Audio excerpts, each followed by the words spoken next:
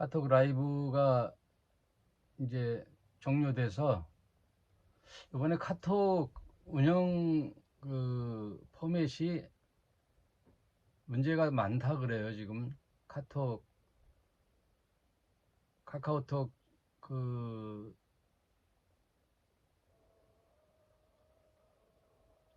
자기 또 방도 그렇고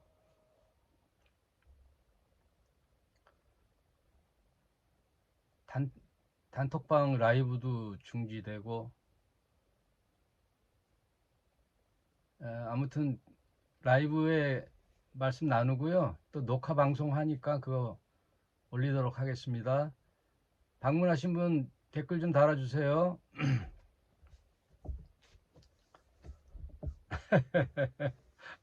어색하네. 예.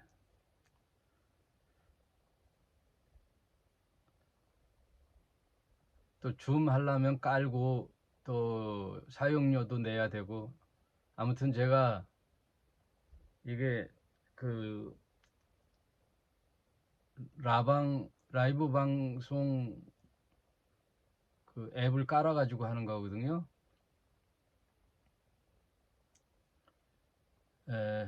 오늘 아무튼 반갑습니다. 마태복음 11장 할게요. 지난 시간에 마태복음 11장 1절 하고 마쳤죠. 예수께서 이 땅에 오신 목적 세 가지를 나눠 봤어요. 그래서 구약 성경에서 약속했던 하나님의 구원의 계획이 이스라엘의 계약 파기로 인하여 이제 그것이 철회되고, 그러니까 유대교를 통한 이스라엘 백성을 통한 하나님의 구원의 계획이 계약 백성들의 계약 파기로 취소되고 새로운 계약 백성, 친히 그 선지자들을 통하여 주신 말씀, 그 율법의 말씀 말고 이제 새 계약 백성, 그 새 계약의 당사자로 누구가 오셨느냐? 하나님의 아들이 오셨다. 그래서 그분이 오시면서 하신 말씀이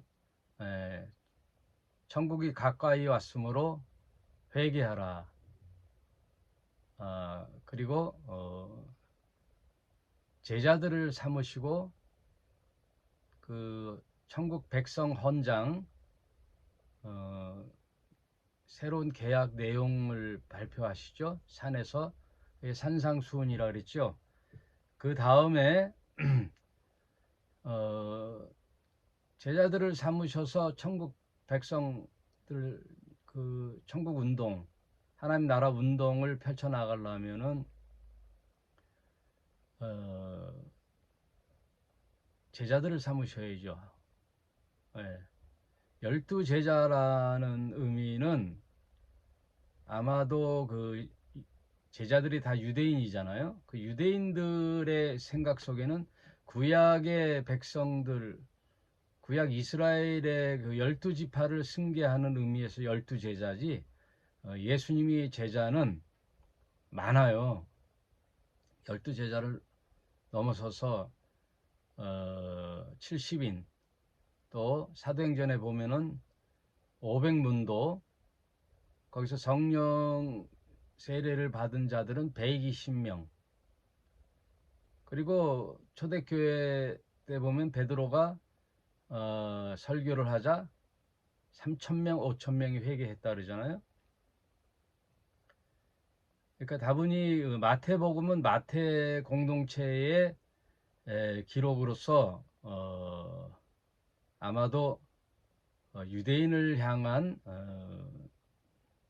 복음의 메시지, 그 내용을 담아야 하니까 12제자를 이렇게 세우는 모습들이 나와요. 예수님의 그 머리에는 이렇게 포용적이고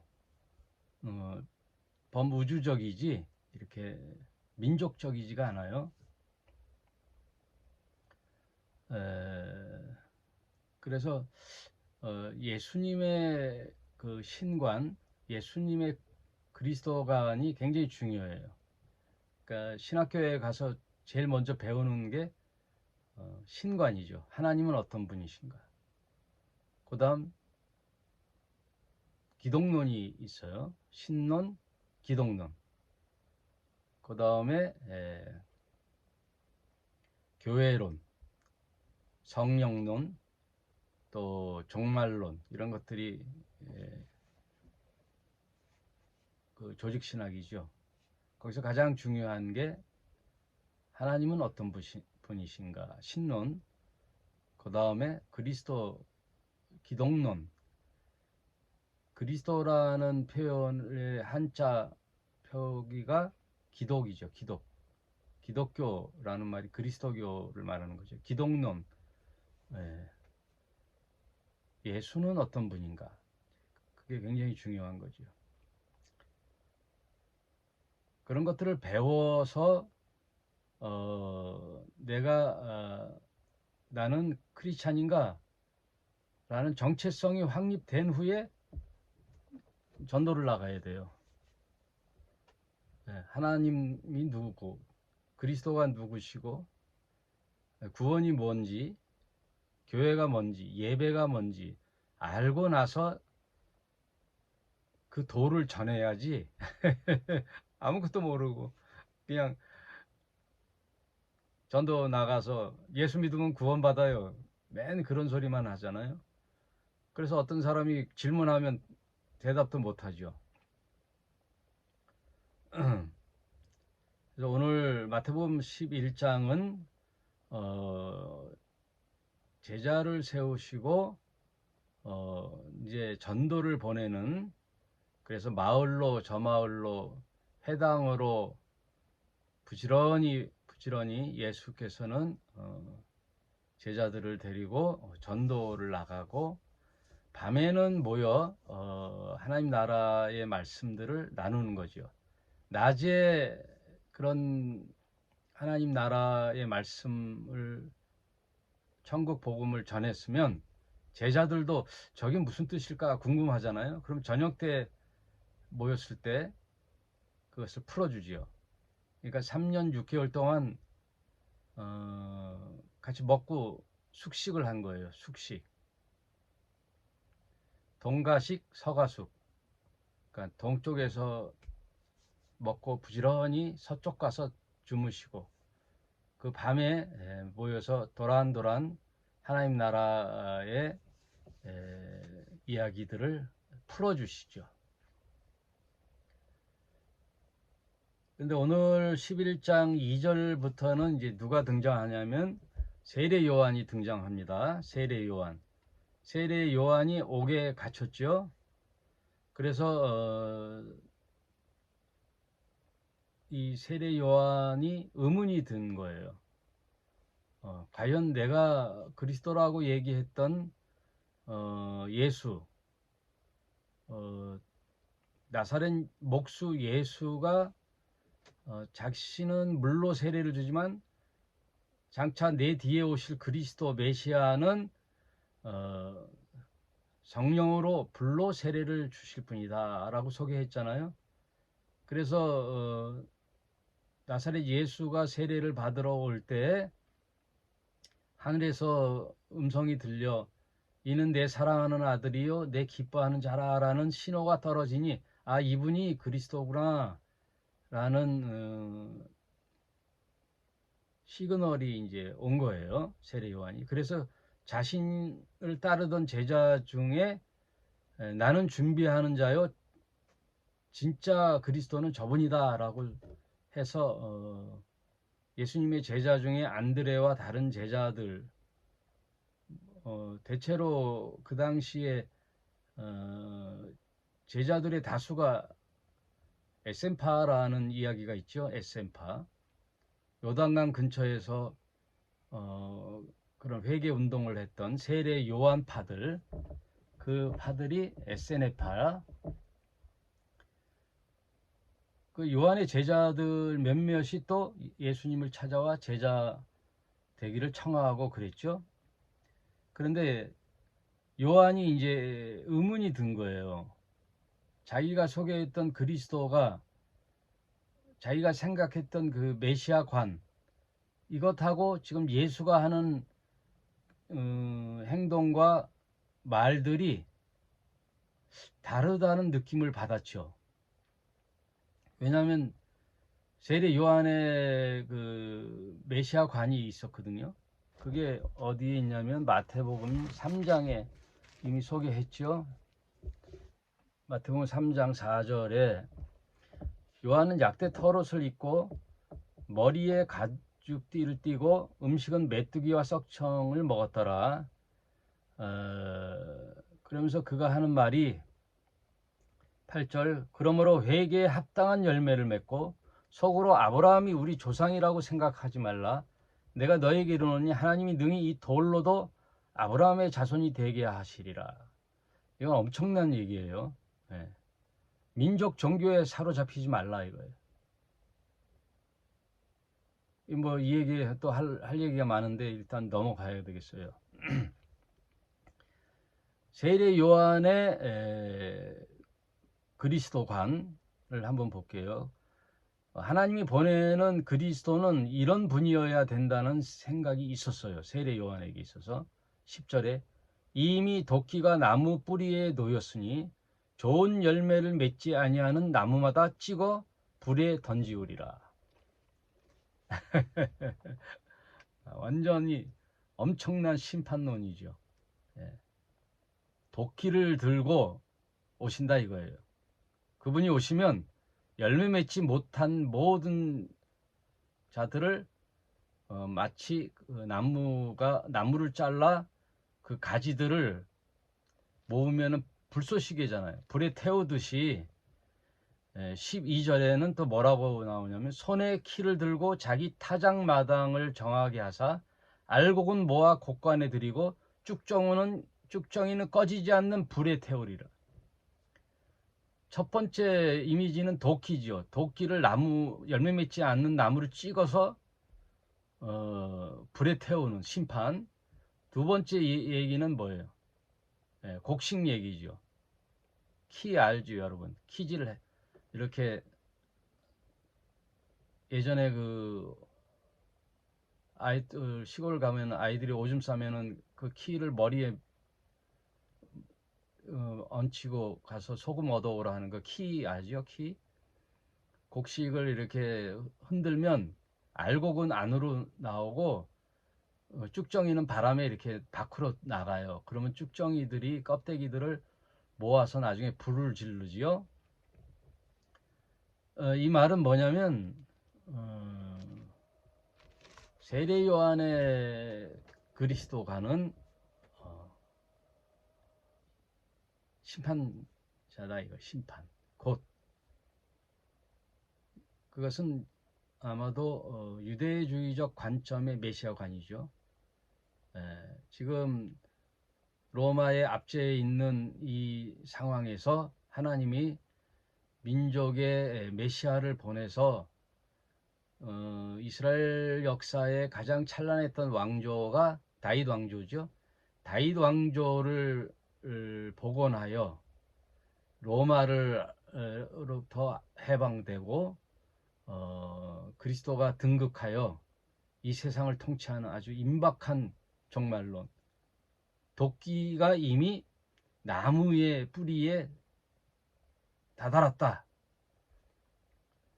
이미 이제 알곡을 곡간에 거두고 쭉정이는 불에 태우는 그런 이제 그리스도관을 가졌는데 자기가 세례를 베풀었던 그 나사렛 목수 예수가 하는 소문들을 듣잖아요. 소문들을 듣다 보니까 전혀 자기가 생각했던 그 메시아관하고 다르거든. 오히려 예수의 공생의 행위들은 심판이 아니고 은혜와 사랑과 구원, 그리고 죄인 취급받았던 세리와 창기와 모든 병든 자들의 친구가 되고 전혀 자기들이 생각했던 그 파워풀한 왕권을 가지고 오는 심판자 그리스도가 아니고 세상의 루저들과 함께하는, 어떻게 보면 나약하고 그런 병든 자들만 쫓아다니고 그 은혜와 사랑을 베푸는 그런 목수 예수를 보니 이해가 안 됐거든요. 전혀 맞지를 않죠. 그래서 요한이 옥에 갇히니까 또 그런 통찰력이 떨어지는 거예요. 예, 자기에게 이제 옥에 갇혔는데도 예수가 찾아오지 면회도 안 왔고 예?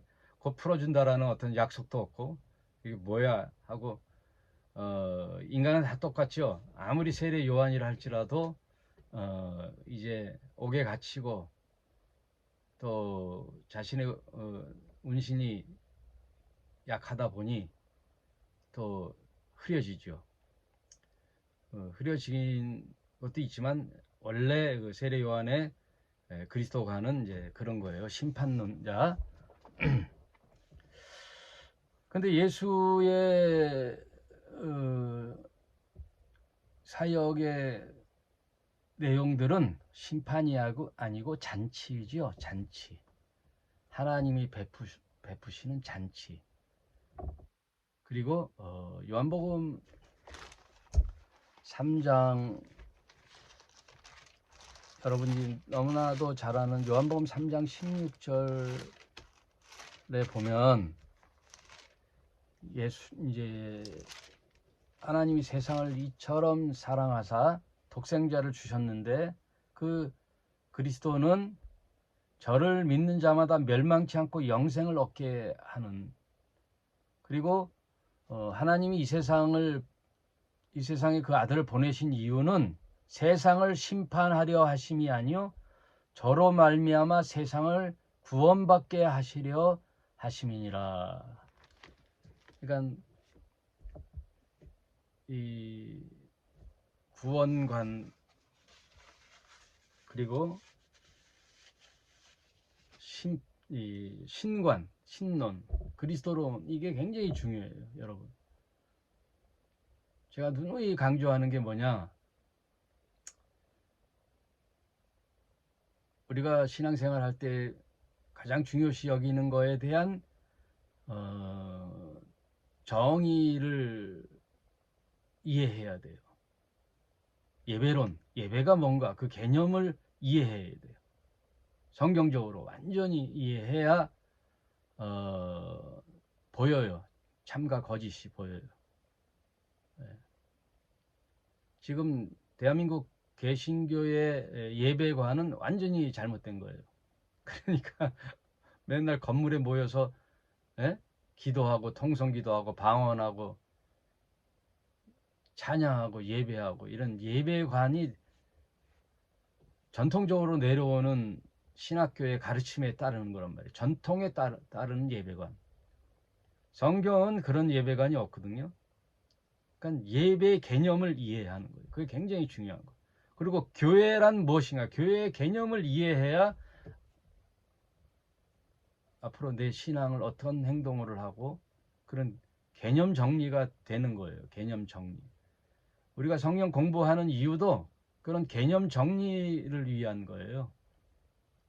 바른 신관, 신론, 바른 그리스도, 예수관, 그걸 가져야 되죠. 여러분, 큰 그림에서 한번 신약과 구약을 살펴보면요,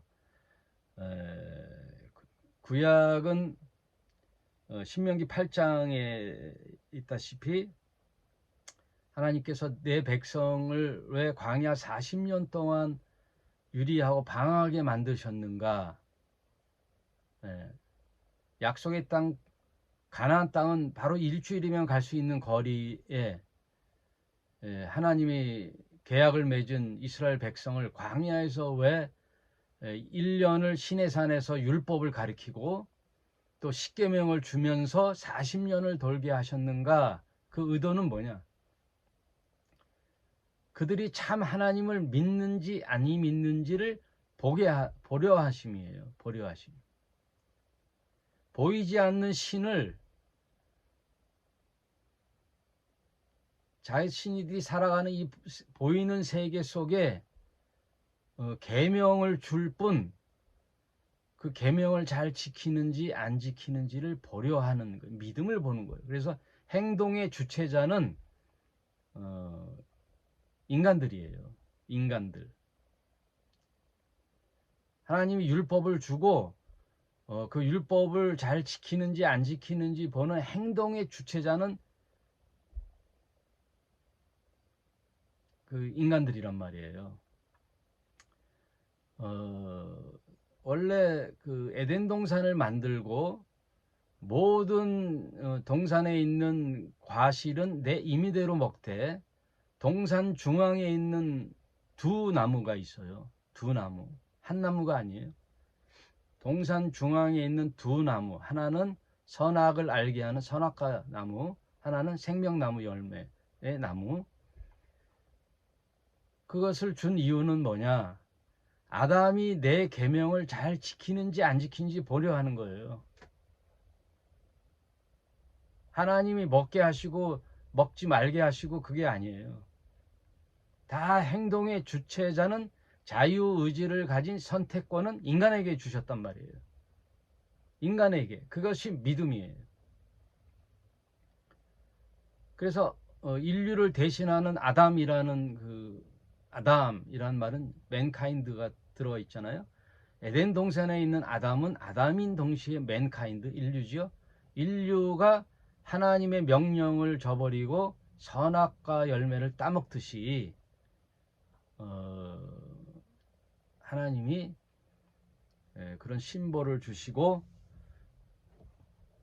당신이 창조하신 인간들이 잘 따르나 안 따르나를 보려 하십니다. 믿음을 보려 하십니다. 그래서 이스라엘 백성을 택하시고 율법을 주시고 십계명을 주셔서 그 오랜 세월 이들이 다른 신을 믿지 않고 나만을 하나님으로 믿고 내 백성이 되어 내 명령을 잘 준행하는지 안 준행하는지를 보려 하십니다. 그게 구약의 전체 내용이에요. 그런데 구약 역사를 우리가 공부했듯이 이스라엘이 행동의 주체자인 이스라엘이 거부했잖아요. 폭망했잖아요. 하나님을 가장 잘 믿는 것처럼 하는데 아니거든요. 그래서 하나님이 이제는 새로운 구원의 세계를 선지자를 통한 모세를 통한 이스라엘에게 주신 율법의 말씀이 아니고 그 아들 삼위일체 한 분이신 예수를 통하여 이 땅에 새로운 계약 백성을 만들려고 모든 권한을 아들 예수에게 이양하고 예수가 이 땅에 오신 거예요. 그래서 구약의 계약의 당사자는 여호와 하나님이시고 신약의 계약의 주체 당사자는 예수예요. 예수. 하나님의 아들이신 예수가 이 땅에 와서 새로운 계약 백성을 만드는 그 행위, 그게 그리스도란 말이에요. 그리스도, 구원자 그리스도. 하나님의 아들이 이 땅에 오신 게 신의 이름으로 오시는 것은 그리스도요. 인간의 대표자로서는 예수예요. 여러분 잘 아셔야 될 게 여호와 하나님, 성부 하나님은 인간이 되어보지를 않았어요. 인간이 되어보신 하나님은 예수예요. 그래서 예수를 참 인간, 참 하나님이라는 거예요. 50 더하기 50이 100이 아니라 인간과 신이 플러스 돼서 된 게 아니라 참 하나님, 100% 신, 100% 인간, 인간이 되어보신 예수. 그래서 인간이 되어보신 예수가 이 땅에 오셔서 어떤 나라를 펼쳐가느냐. 여호와의 나라가 아니에요. 하나님 나라가 그리스도의 나라를 이 땅에 만드는 거예요. 하나님의 나라는 천국이 있어요. 하나님 나라. 거기에 그 성전이 있어요. 하나님 나라의 성전을 모형으로 만든 게 시내산의 성막이에요. 그러면 이 땅에 예수께서 오셔서 새로운 하나님 나라를 이제 창출해 내시죠. 왜? 하나님이 예수에게 모든 권한을 이양한 거예요. 이제 모든 권한은 이제 예수께서 갖는 거예요. 그래서 예수를 그리스도라고 하는 거예요.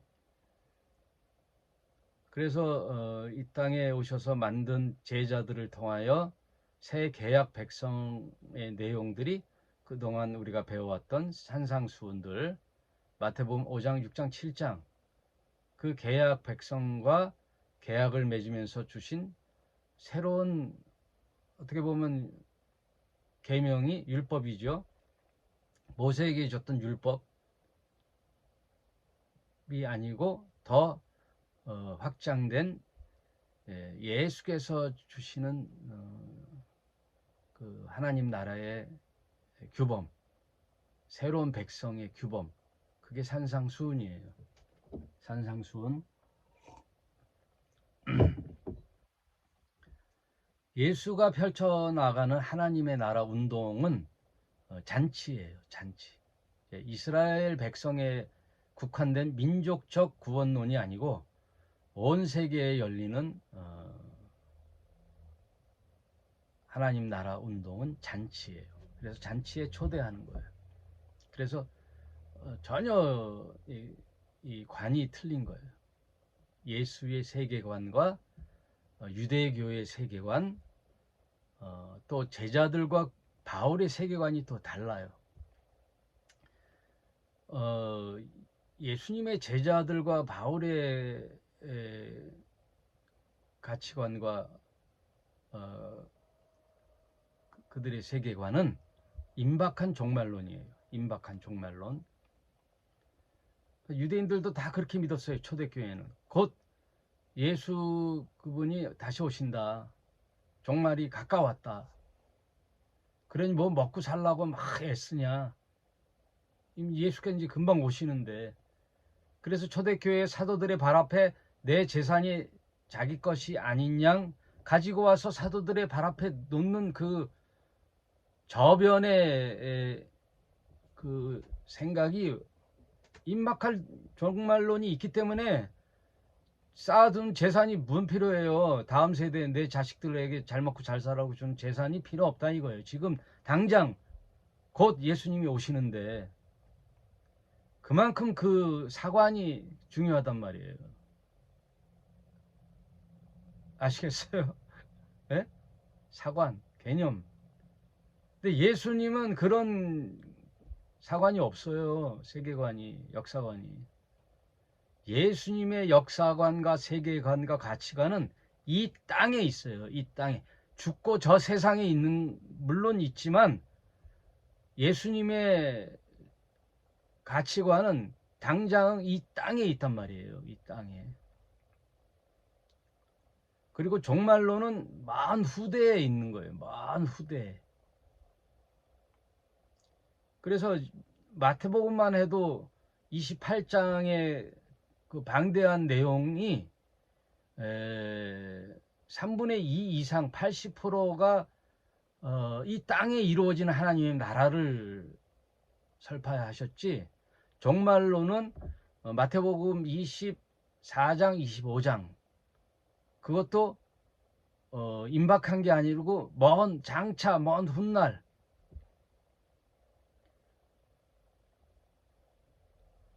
그래서 그렇게 성경 전체를 통하여 세계관을 어떻게 볼 것인가. 신론 중요하다 그랬죠.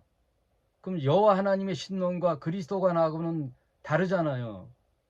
본질적으로 다르다는 게 아니라 이제 모든 구원을 그리스도께 맡겼다는 거예요. 그래서 마태복음 28장 20절에 하늘과 땅의 모든 권세를 나에게 주셨으니 아들에게 이양했단 말이에요. 하나님의 아들 예수에게 이양을 하고 상황처럼 이래라 저래라 간섭하시나요? 아니지요. 아니란 말이에요. 왜? 하나님은 인간이 되어보지 못하셔서 인간의 실정을 아들 예수를 통하여 알라고 인간 되어 이 땅에 오신 거예요.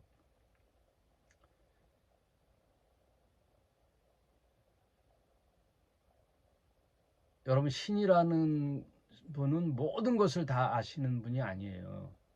전능하시지만 하나님이 모르시는 부분이 인간의 내면의 세계예요. 모르시겠어요, 여러분? 그래서 인간 창조를 후회하시기도 했어요. 후회하셨답니다. 신이 후회라는 단어가 필요한가요? 아니지요. 신이 마음껏 하는 게 신이잖아요. 올마이티, 전능하신 하나님. 그런데 여러분 놓치는 게 인간의 자유의지를 주신 이상 인간의 내면의 마음을 몰라요. 예?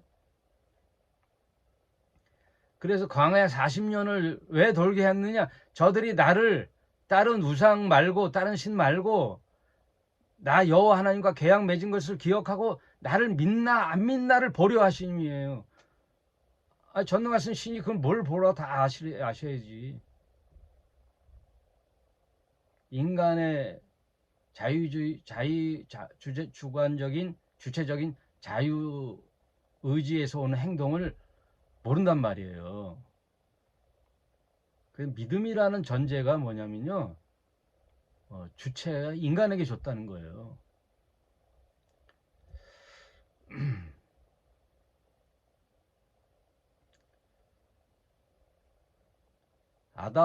아브라함에게 하나님이 명령을 했죠. 내 아들 이삭을 바쳐라. 그럼 아브라함이 이삭을 바칠지 안 바칠지 이제 아브라함에게 달렸잖아요.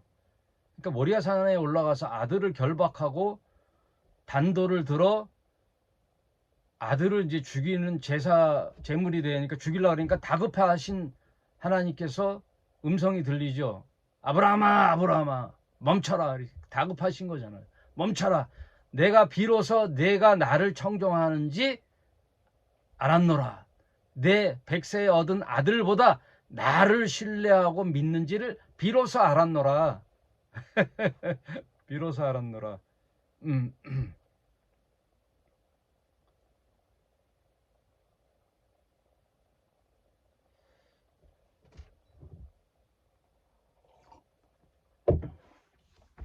여러분, 그래서 성경 전체를 살펴볼 때 예수는 이 땅에 이루어지는 하나님의 나라에 초점이 맞춰 있어요. 그래서 주기도문을 가리킬 때도 하나님 나라가 이 땅에 이루어지기를 기도하라 그러잖아요. 이 땅에 이루어질 하나님의 나라를 기도하는 거예요. 그래서 천국이 너희들은 여기 있다 저기 있다 하지 말라. 천국은 내 마음에 있느니라. 지금 여기에 이루어지는 하나님의 나라, now and here, 여기 지금, 여기 지금이에요. 죽고 난 후가 아니란 말이에요. 그래서 개신교의 큰 패착이 죽고 난 다음에 저 세상에 가려면 이 세상을 다 포기하고, 일제 강점기 때 기독교가 했던 그 긍정적인 면은 있죠.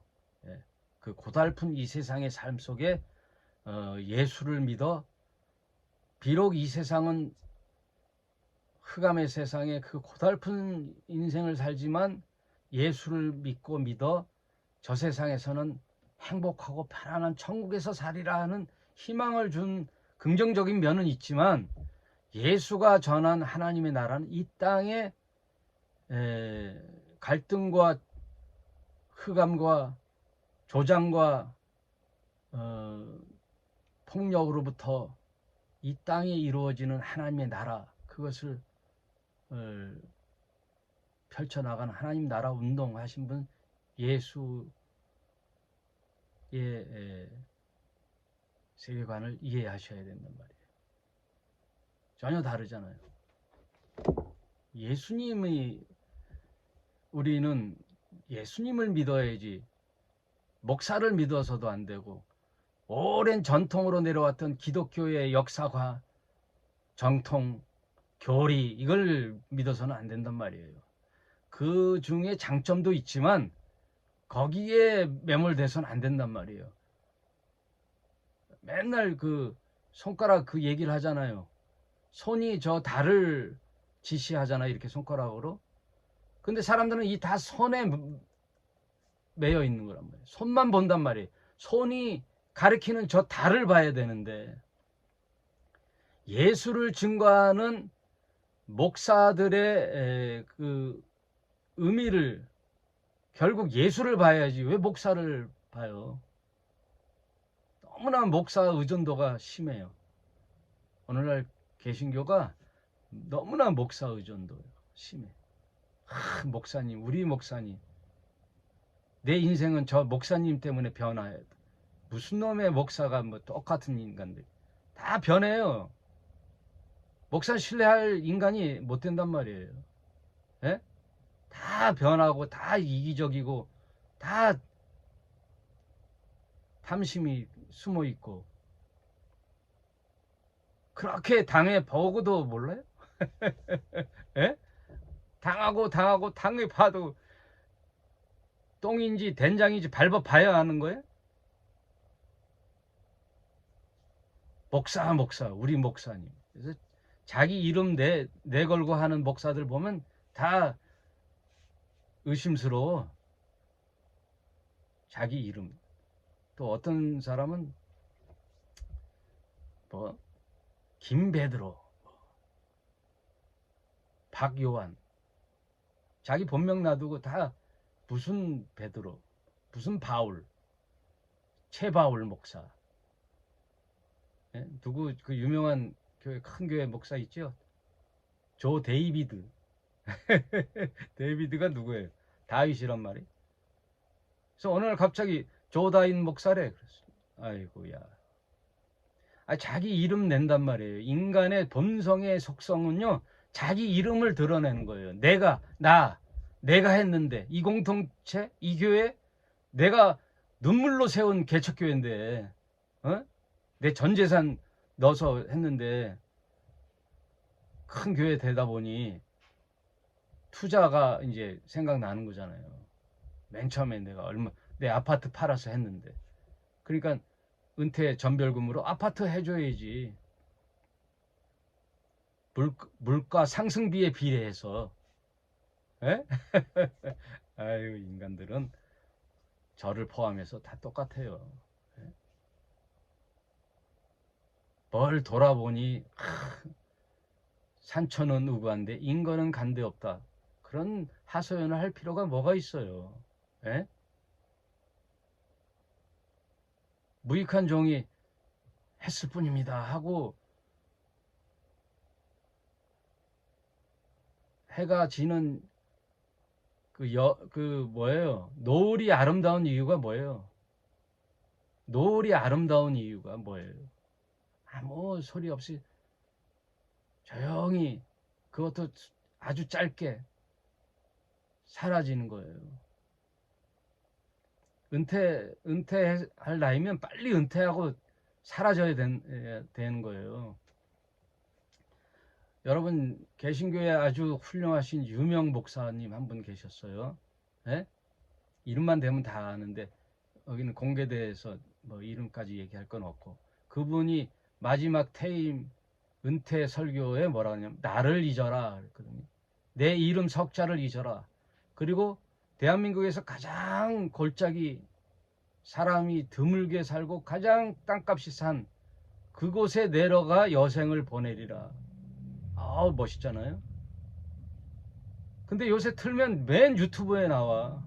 맨 유튜브. 그리고 다른 교회 가서 부흥회하고 여기저기 부흥회가. 그게 뭐 내 이름을 잊어라야. 아이, 죄송합니다. 맨날 들이 까가지고.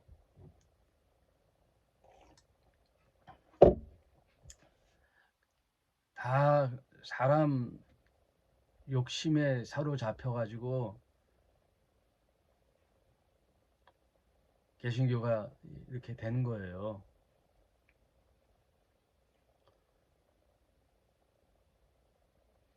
마태복음 10장에 제자도만 한 10번 읽어도 달라져요. 제자도.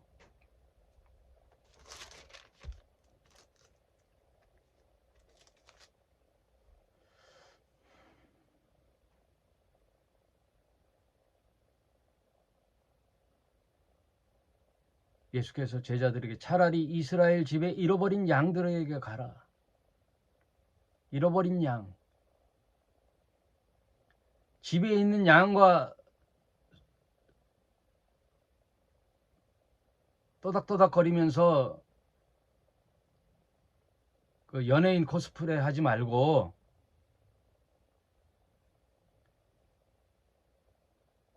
병든 자를 고치며 죽은 자를 살리며 문둥병을 깨끗하게 하며 귀신을 쫓아내고 너희가 거저받았으니 거저 주어라. 거저받았으니 거저 주어라. 동그랑 땡땡 별 5개. 거저받았으니 거저 주어라. 너희 전대나 금이나 은이나 동이나 나 가지지 말고.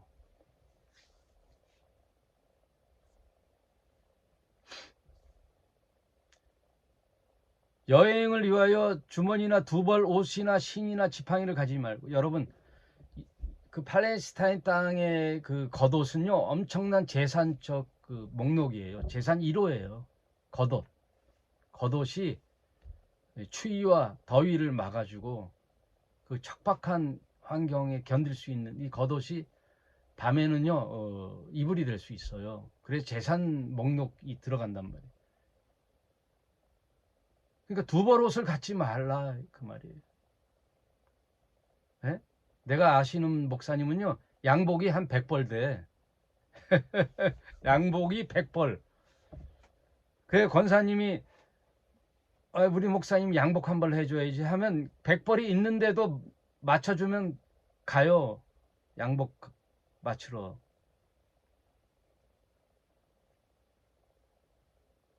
들은 얘기가 아니라 내가 체험한 거예요.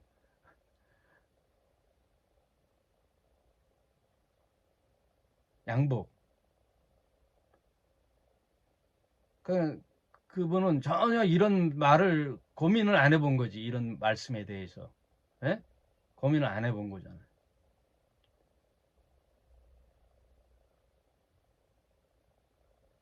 신이나 지팡이를 가지지 말라. 일꾼이 저 먹을 것을 받는 것이 마땅하니라. 이 말은 실제로 전폭적으로 하나님 의지하고 살으라 그 얘기예요. 하나님 의지하고 겸손하고 검소하게. 왜 이 중요한 성경 구절에 이런 글을 써놨겠어요? 그런 마음으로 살으라는 뜻이죠. 예수님의 제자가 되려면 그냥 살려면 이 세상에 뭐 있어요? 자기 이름 내고 아파트 평수 늘리고 멋진 차 타고 가을아씨 잡으면서 사는 거죠. 멋지게 한 번 사는 인생. 나 잘났다 하는 맛으로 자기 PR 시대 사는 이 세상에서 살지 왜 힘들게 제자가 돼가지고 목삼내 하고 살아요.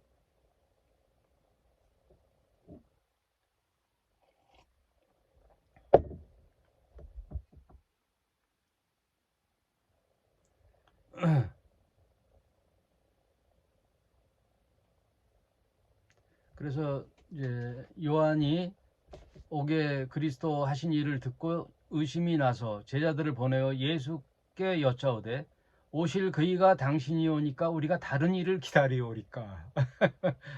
아니 자기가 직접 세례를 베푼 예수인데 아닌 것 같아.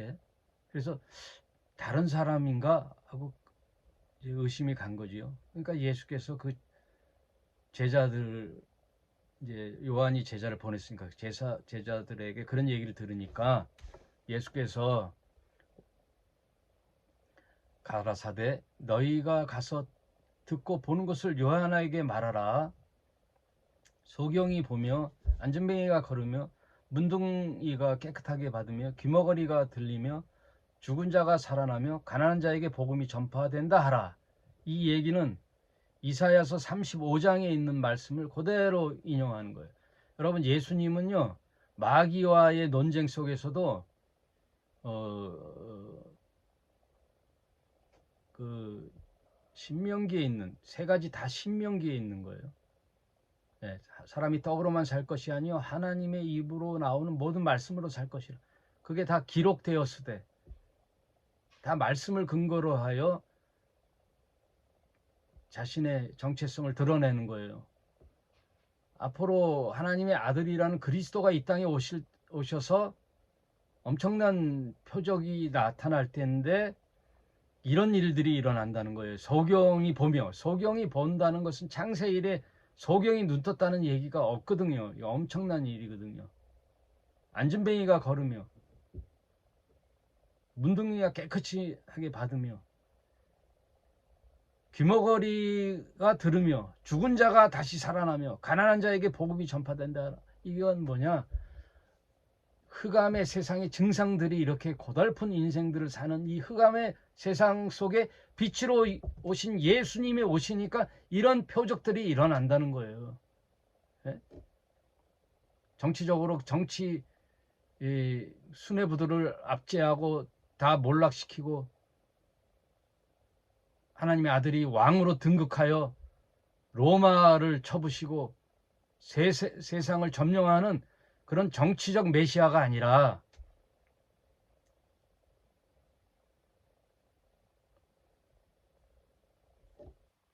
누구든지 나를 인하여 실족지 아니하는 자는 복이 있도다 하시니라. 그러니까 바른 그리스도관을 가지란 말이에요. 세례 요한마저도 지금 의문을 갖고 있잖아요.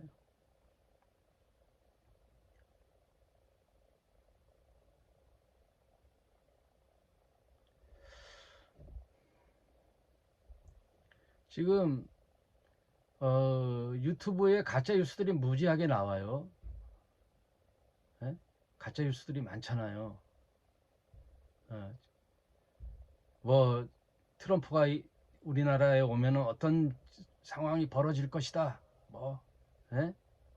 이런 가짜 뉴스들이 많이 떠돌랐는데 시간이 지나면 아니라는 게 드러났죠. 아니네. 이런 무슨 일이 일어난다며 막 가짜 뉴스들이 나와. 유튜브에 뉴스들이 나와. 근데 결과적으로 그런 일이 없었네. 그러면 믿지 말아야죠.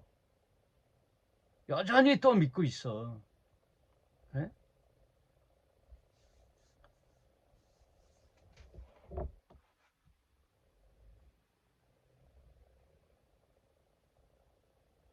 그래서 예수께서 이제 정확하게 찝어주는 거예요. 예? 에세네파 세례 요한이 회개 운동을 물 세례를 주면서 그 당시 물에 빠져서 회개하면 너희 죄를 용서해 준다는 컨셉은요 듣도 보단 못한 아주 센세이션한 파격적인 행동이에요. 세례 요한. 그래서 수많은 유대인들이 몰려왔단 말이에요. 에세네파 운동이.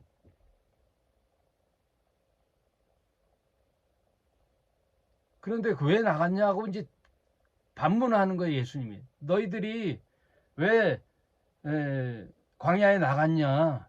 세례 요한의 말에 따라 광야에 왜 나갔어? 광야에 가서 뭐 그 광야에 있는 흔들리는 갈대를 보냐? 바람을 보러 갔냐? 바람에 흔들리는 갈대를 보러 갔냐? 그럼 뭘 보러 갔지? 부드러운 옷 입은 사람을 보려고 광야에 갔느냐? 세례 요한은 약대 털옷을 입어 수염도 이렇게 메뚜기에 썩 쳐먹어 아주 그런 거칠은 광야 사람인데 그거 아니지 않냐? 부드러운 옷 입는 사람을 보러 갔느냐? 부드러운 옷 입은 비단 옷을 입은 사람은 왕궁에 있지 않냐? 그럼 너희가 어찌하여 나갔더냐? 선지자를 보려고 갔느냐? 아, 옳다. 내가 너희에게 이르노니 선지자보다 더 나은 자다. 세례 요한을 지켜 세워주는 거예요. 세례 요한의 광야의 운동이 옳았다는 얘기를 해주는 거예요. 기록된 바 보라 내가 내 사자를 내 앞에 보내리니 저가 내 길을 내 앞에서 예비하리라 하신 것이 이 사람에 대한 말씀이니라. 여러분 구약 선지서를 보면요 모욕론이 나와요. 네. 하나님이 장차 이 땅에 그리스도를 보낼 텐데 그리스도가 올 때는 이런 시그널이 있다. 모형론. 그래서 엘리야 유형론, 모세 유형론, 그리고 여러 가지 그 그리스도가 올 때의 시그널의 표식들이 나와요. 엘리야와 같은 자가, 그거는 말라기서에 나오죠. 말라기 마지막 선지서 말라기에는 뭐라 하냐면은 4장 4절에 너희는 내가 호렙에서 온 이스라엘 위하여 내 종 모세에게 명한 법 곧 율법과 법도를 기억하라. 보라 여호와의 크고 두려운 날이 이르기 전에 내가 선지 엘리야를 너에게 보내리니. 그 전에 엘리야와 같은 자가 오는데 그 엘리야가 같은 자가 누구냐? 세례 요한이라는 거예요. 세례 요한. 그래서 바리새인들이 예수를 시험할 때 네가 누구냐? 그리스도냐? 엘리야냐? 물어보잖아요. 그리고 예수님이 제자들에게 세상 사람들이 나를 누구라 하더냐 그랬더니 누구는 엘리야라 하더이다. 누구는 선지자 중에 하나라 그러더라. 누구는 죽은 세례 요한이 다시 환생했다고 하더이다. 이런 여러 가지 구설이 있단 말이에요. 그런데 하나님은 하나님의 아들이 오기 전에 예비자로 예고편으로 그런 선지자를 보내는데 그 중에 한 자가 누구냐? 세례 요한이라 이거예요. 세례 요한. 그래서 예수님도요. 신약 시대를 사셨지만 그 생애까지는 구약을 사신 거예요. 그분은 신약의 길을 열었지만 삶은 구약을 살았단 말이에요. 그래서 구약의 마지막 선지자를 누구라 그러냐? 세례 요한을 얘기하는 거예요. 여기 나오잖아요. 내가 진실로 너에게 이르노니 여자가 낳은 자 중에 세례 요한보다 큰 이가 일어남이 없도다. 그러나 천국에서는 극히 작은 자보다 저보다 크니라. 극히 작은 자가 세례 요한보다 크다는 거예요. 새로운 세계가 열리는 거란 말이에요. 세례 요한의 때부터 지금까지 천국은 침노를 당하나니 침노하는 자는 빼앗으리라. 모든 선지자와 및 율법에 예언한 것이 요한까지다 이거예요. 요한. 그래서 요한이 마지막 선지자라는 거예요. 그리스도를 예비한 자, 그리스도를 세례를 베푼 자, 그 세례 요한이잖아요. 여인이 난 중에 가장 위대한 자, 세례 요한. 그게 율법의 마지막 선지자가 세례 요한까지라는 거예요. 그래서 그 당시 예수님도 구약의 시대를 사신 거예요. 그러면 구약과 신약의 터닝 포인트가 어디냐? 결정적인 건 십자가의 사건이에요. 십자가의 사건. 모든 율법을 폐하고 율법을 완성하는 분. 그래서 십자가의 마지막 선언이 뭐예요? 다 이루었다. 그게 구약이 끝나고 신약이 열리는 마지막 터닝 포인트가 거기란 말이에요. 그러면 예수님의 삶의 생애는 구약의 시대를 사는 거란 말이에요.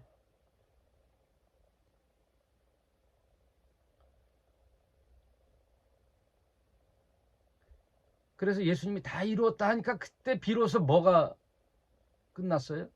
성전의 휘장이 위로부터 아래로 찢어졌다는 말은 구약의 하나님을 찾는 예배 제사 제도가 끝났다는 거예요. 성전의 기능이 끝나는 거예요. 종말. 유대교의 종말. 이스라엘 백성의 계약의 완전 파기. 율법의 폐기. 새로운 세계가 열리는 거란 말이에요. 언제? 예수님이 공생애를 시작할 때 아니고 다 끝나고 십자가에서 다시 친히 대속 제물이 되어 구약에 있었던 모든 짐승의 제사를 대표해서 마지막 자신이 짐승의 제물이 돼요. 예수님이 뭐라 그랬어요? 자신이 대속 제물이라 그랬잖아요. 십자가에 달려 죽으시는. 그러니까 십자가에 창으로 찢기고 피 흘려 죽으시는 게 예수님의 제사예요. 하나님께 연락되는 마지막 제사. 단번의 제사로, 히브리서에는 그걸 예수님의 단번의 제사로 구약의 모든 짐승의 제사를 폐했다 그랬잖아요. 그래서 여러분, 예수님은 율법을 폐하러 오신 거예요. 그 폐했다는 말은 반대로 또 율법을 완성하러 오신 거란 말이에요. 그러면 율법으로 구원받는 게 없단 말이에요, 이제는. 그럼 구약의 모든 제도가 끝났단 말이에요. 왜 다시 또 11조, 짐승의 제사, 절기, 제사장 제도, 뭐 12지파, 이스라엘, 뭐 12지파 이런 얘기가 왜 나와요? 예? 신세계가 열렸는데 이 땅에 새하늘과 새 땅이 이제 시작됐는데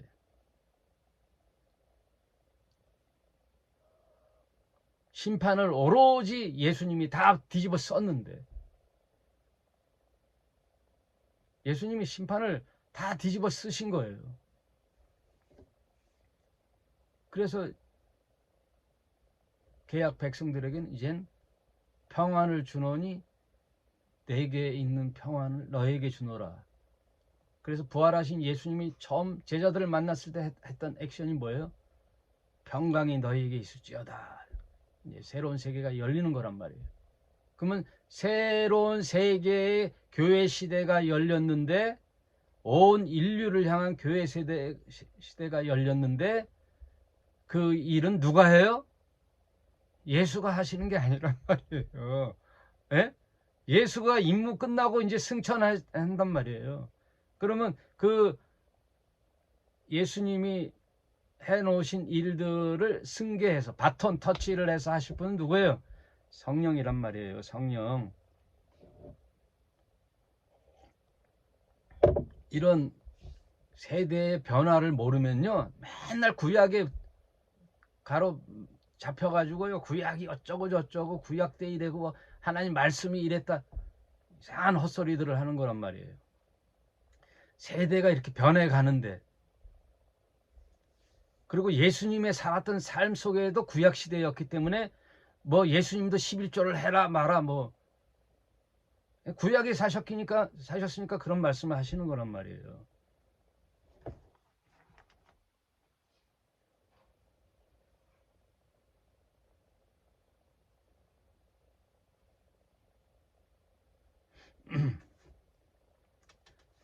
제가 말씀 준비할 때는 성경을 다 찾았는데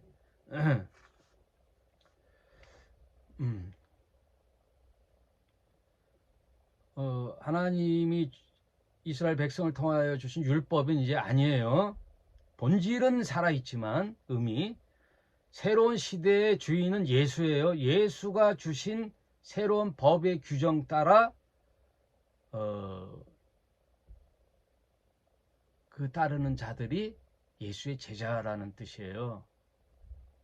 여러분, 인간이 만든 규정을 따르는 게 아니에요. 예수가 제정한 규정을 따르는 거예요. 그래서 예수님이 뭐라 그래요? 안식일의 주인은 나다 그러잖아요. 네? 모든 율법을 지키고 안식일을 지키는 것이 사람이 그걸 지키는 게 아니라 그것마저도 사람을 위하여 있고, 이제는 사람 살리는 생명의 이 땅의 하나님 나라는 예수님이 다시 규정하니 안식일의 주인은 나다 그거예요. 예수님이 주인이 되는 세상.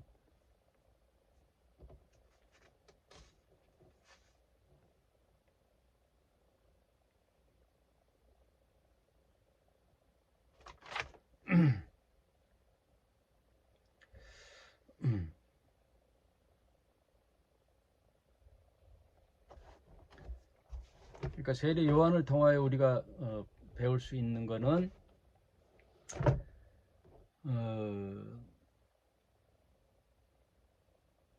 세례 요한, 우리가 광야로 왜 나갔느냐, 세례 요한 보러 간 게 아니란 말이에요. 바울이 얘기한 바울을 보러 그러는 게 아니라요.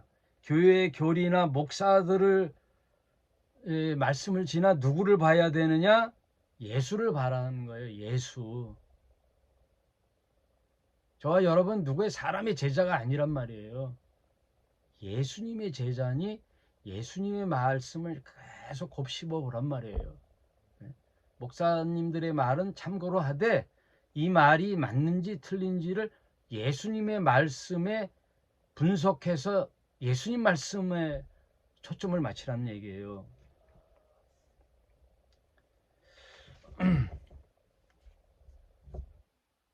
그래서 하나님 나라는 하늘에서 뚝 떨어져서 입을 벌리면 나에게 쏙 들어오는 게 아니에요. 자동문이 아니에요. 하나님 나라는 문을 두드리는 거예요. 찾고 두드리는 거예요. 구하고 찾고 두드리는 거란 말이에요. 그래서 세례 요한 때부터 지금까지 천국은 침노를 당하나니 침노하는 자가 빼앗는 거예요. 하나님 나라는요 이제 빼앗기는 거예요. 그 나라를 사모하고 그 나라를 가기를 원하고 믿음으로 살기를 원하는 그 사람이 차지한다는 거예요. 그러니 여러분의 출신, 뭐 목사님의 아들이니, 내가 어느 교회에 속했느니, 내가 왕년에 뭐였느니, 나 장로니, 아무 필요 없는 거예요. 이제 순수하게 예수님의 제자로서 예수님의 하신 말씀 따라 살아가는 거예요. 이 땅에서. 그래서 하나님 나라는 침노를 당한다는 거예요. 오늘 하신 말씀들을 깊이 한번 새겨보시고 내가 잘 믿는지 안 믿는지 개념 정리를 잘 하시고 여러분의 믿음 생활에 좀 보탬이 됐으면 합니다. 오늘 라이브 방송 약간 더 살펴보고 매끄럽게 하도록 하겠습니다. 오늘 여기까지 하겠습니다. 감사합니다.